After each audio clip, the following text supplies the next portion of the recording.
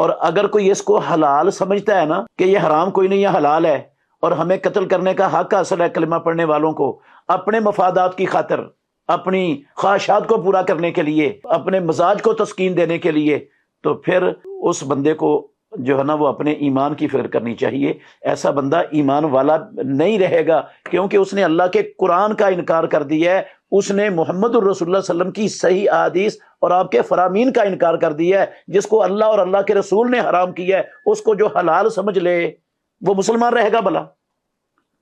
تو یہ تو بڑا سنگین معاملہ ہے۔ ہمارے معاشرے میں آج کچھ لوگ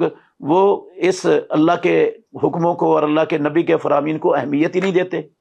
ان کے نزدیک کوئی قدر و قیمت ہے ہی نہیں اللہ کے دین کی، نہ اللہ کے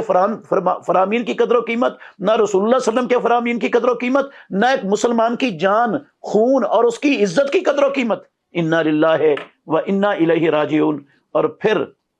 یاد رکھیں یہ لوگ، قرآن مجید میں اللہ رب العالمین نے فرمایا وَمَن يَقْتُلْ مُؤْمِنًا مُتَعَمِّدًا فَجَزَاؤُهُ جَهَنَّمُ خَالِدًا فِيهَا وَغَضِبَ اللَّهُ عَلَيْهِ وَلَعَنَهُ وَأَعَدَّ لَهُ عَذَابًا عَظِيمًا۔ جو کسی مومن کو جان بوجھ کر قتل کرے گا، قصداً ارادتاً جان بوجھ کر قتل کرے گا، اللہ نے فرمایا فَجَزَاؤُهُ جَهَنَّمُ، اس کا بدلہ جہنم ہے، خالداً فِيهَا، اس جہنم میں ہمیشہ رہنے والا